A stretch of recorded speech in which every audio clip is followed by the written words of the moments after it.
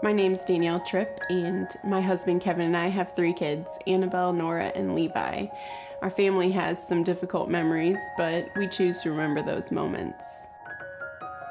On October 31st, 2016, Levi was born, full term and healthy, but 7 days later, we found ourselves in the hospital as he developed pneumonia. That stay lasted 10 days, and I stayed in the hospital with him while Kevin stayed home with our girls, who were 5 and 3 at the time. We didn't know it then, but that would become our norm for the next 7 months of his life. On December 8th, we headed back to the hospital because Levi had just developed a little cough and his oxygen levels were on the low side.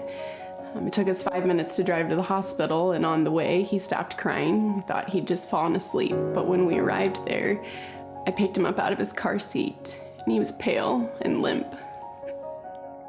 It was the most terrifying moment I've ever experienced.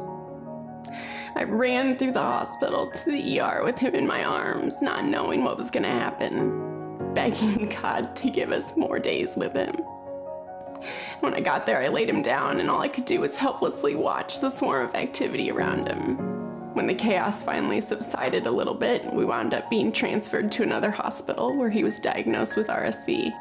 We were there for 31 days, including Christmas and New Year's. And when we went home on January 9th, we had no idea that there was more to come.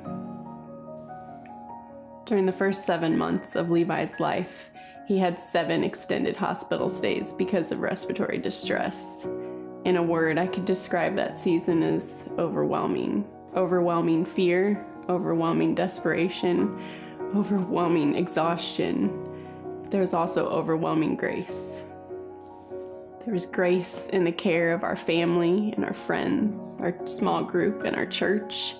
There was grace in all the ways that we didn't know God had been preparing us for this journey for years.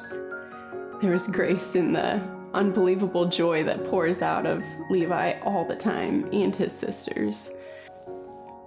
We saw God move mountains in the health of our son and in our understanding of who he is. So now, while we watch Levi dance and run with his sisters, we choose to remember those hard moments.